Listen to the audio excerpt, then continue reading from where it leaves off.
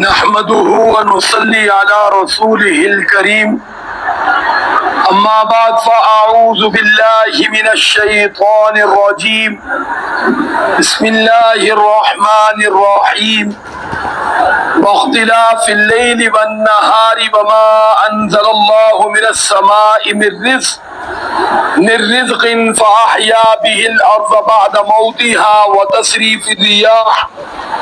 وتصريف الرياح آيات لقوم يعقلون تلك آيات الله نتلوها عليك بالحق فبأي حديث بعد الله وآياته يؤمنون ويل لكل أفاك أثيم صدق الله العظيم.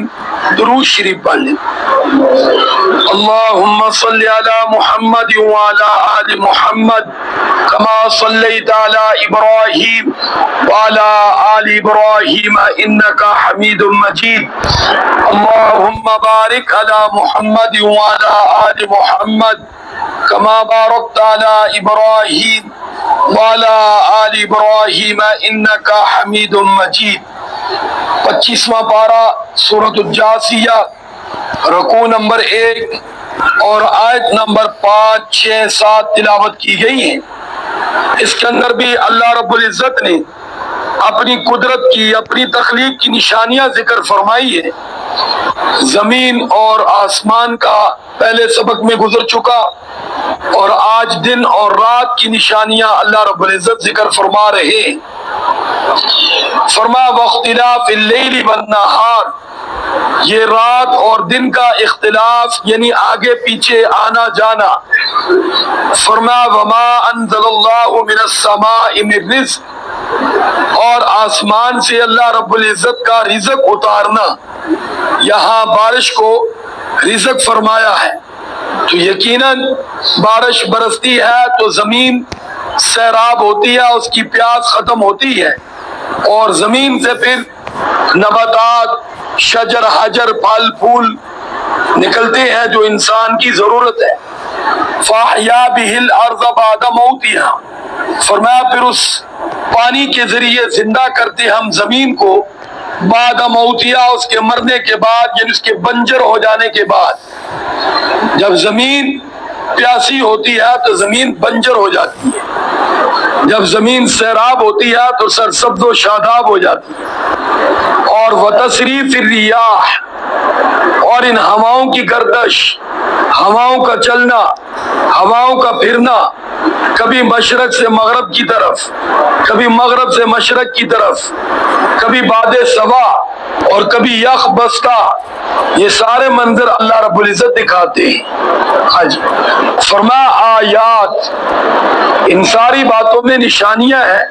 لقوم یعقلون، ایسی قوم کے لیے جن کی کھوپڑی میں عقل ہے، یعنی عقل والا غور کرے گا اور کہے گا سبحان اللہ، کتنی پیاری ذات ہے اللہ کی جو یہ سارا نظام تنہا چلا رہا ہے. کون بولے گا؟ بولو بھائی. جس کی عقل میں، جس کی کھوپڑی میں کیا ہے؟ عقل ہے. تو یاد رکھنا، جس کی کھوپڑی میں عقل نہیں ہے وہ سیاروں اور ستاروں کے پیچھے پڑے گا. فلانا ستارے گردش کرے تو یوں ہو جاتا ہے، فلانا گردش کرے تو یوں ہوتا ہے. یہ شرک ہے. سارے بولو یہ کیا ہے؟ کوئی ستاروں کا کسی کا کوئی رول نہیں، یہ سارا اللہ رب العزت کی قدرت کا رول ہے، اللہ رب العزت کی ذات کا رول ہے. یہی ایک مسلمان اور کافر کی سوچ میں فرق ہے کہ مسلمان قرآن پڑھتا ہے اور ہر چیز اللہ ہی کی طرف منسوب کرتا ہے کہ ساری کائنات کا نظام چلانے والا کون ہے، جس طرح اس آیت میں اللہ فرما رہی. اور کافر اللہ کو مانتا نہیں، اس لیے وہ ساری باتیں سائنس میں گھماتا رہتا ہے. سائنس میں ہاں جی، فلاں ستارہ یوں ہو جائے تو یوں ہو جاتا ہے. جس طرح کہتے ہیں آج تیرا ستارہ گردش میں، ہاں جی، آج تیرا ستارہ ٹھنڈا ہے. اپنے ستارے کا پتہ نہیں ہوتا اور لوگوں کو ستارے بتا رہے ہوتے. ستاروں کا کوئی رول نہیں. اللہ رب العزت فرماتے ہیں تلک آیات اللہ، یہ سب اللہ کی قدرت کی نشانیاں ہیں. نتلوها علیک بالحق، کہ ہم تلاوت کرتے ہیں اس قرآن کو آپ پر حق کے ساتھ، یعنی آپ کو اللہ تعالیٰ کی پہچان قرآن سے ملے گی۔ کس سے ملے گی بولو بھائی؟ ہاں، اللہ کو پہچاننا ہے، اللہ کی قدرت کو پہچاننا ہے، اللہ تعالیٰ کے احکام کو سمجھ کے ماننا عمل کرنا ہے، تو پھر میرے بھائی قرآن و حدیث پڑھنا پڑے گا۔ پھر پیارے آقا صلی اللہ علیہ وسلم کی ارشادات کی روشنی میں قرآن کو سمجھنا پڑے گا، صحابہ اور اہل بیت کے طرز عمل کو اپنانا پڑے گا، پھر سیدھا راستہ ہے۔ ان کو چھوڑ کر تو میرے بھائی گمراہی ہی گمراہی ہے۔ اللہ رب العزت فرماتے ہیں فَبِأَيِّ حَدِيثٍ بَعْدَ اللَّهِ وَآيَاتِهِ يُؤْمِنُونَ، پس یہ اللہ اور اللہ کی آیت کو چھوڑ کر کس بات پر ایمان لائیں گے؟ یعنی ایمان لانے کی چیز تو یہ ہے کہ اللہ رب العزت کو وحدہ لا شریک مانا جائے اور اس ساری کائنات کا تصرف کرنے والا ایک اللہ کو مانا جائے۔ کس کو مانا جائے بولو بھائی؟ ہاں، خالق بھی وہی ہے، واجد الوجود بھی وہی ہے، اور ساری کائنات کا تصرف چلانے والا بھی وہی ہے، اور عبادت کے لائق بھی وہی ہے۔ اور پھر اللہ رب العزت فرماتے ہیں کہ جو ہمیں نہیں مانتے، ہماری آیات پر ایمان نہیں لاتے، ویل ان کے لیے ہلاکت ہے، تباہی اور بربادی ہے۔ فرمایا لکلی افاق نصیب، ہر جھوٹے اور گناہ کار کے لیے، یعنی جو اللہ تعالیٰ کی ذات کو نہیں مانتا وہ جھوٹا ہے۔ سارے بولو وہ کیا ہے؟ جھوٹا ہے، کیونکہ ماننے کی ذات تو اللہ کی ذات ہے۔ کس کی ذات ہے؟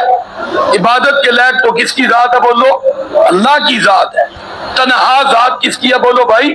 اللہ کی ذات ہے، اور اس ساری کائنات کے ذرے ذرے کا مالک خالق چلانے والا صرف ایک اللہ ہے، اور معبود برحق بھی صرف ایک اللہ ہے۔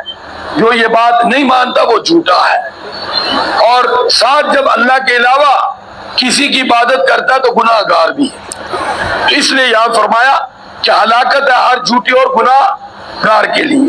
اللہ رب العزت مجھے اور آپ کو جھوٹ سے بھی بچائے اور گناہ سے بھی بچائے۔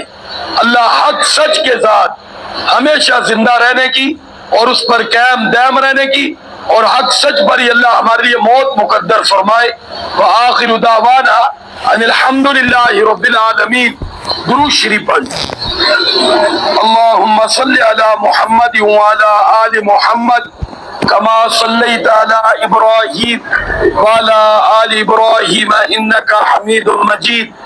اللہم بارک علی محمد وعلی آل محمد کما بارکت علی ابراہیم وعلی آل ابراہیم انکا حمید مجید۔ لا الہ الا اللہ محمد الرسول اللہ۔